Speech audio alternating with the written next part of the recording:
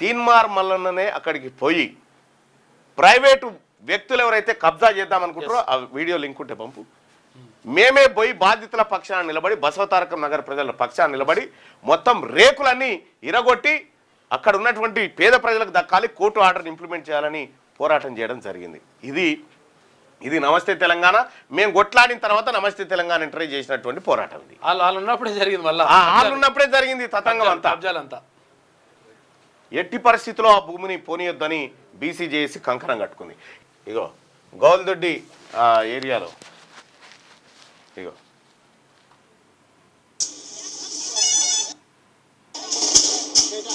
ఆ రోజు రాత్రి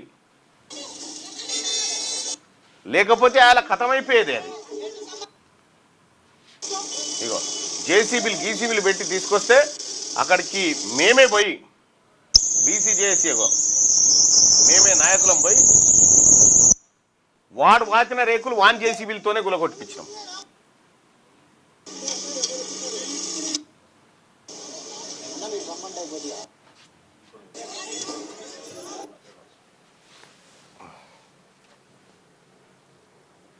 అదే అన్న ఇది కదా.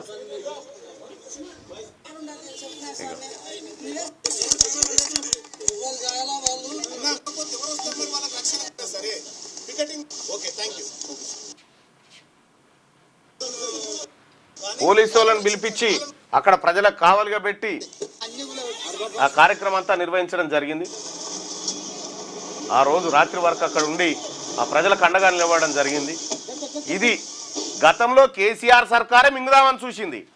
ఇప్పుడు కేసీఆర్ సర్కార్ ఈ సర్కార్ కలిపి మింగే ప్రయత్నంలో ఉంటే అక్కడికి పోయి ఆ ప్రభుత్వ భూమిలోకి ఎవడు ఎంటర్ కాకూడదు, స్టే ఉందనేటువంటి విషయాన్ని గుర్తు చేసి అక్కడ దాన్ని ఎట్టి పరిస్థితిలో వదిలే ప్రసక్తే లేదు. ఇక రైట్గా ఇది కార్యక్రమం. అయితే నమస్తే తెలంగాణ ఇది నాంద సందమే అని చెప్పి చెప్పుకుంటే విచిత్రంగా ఉంది.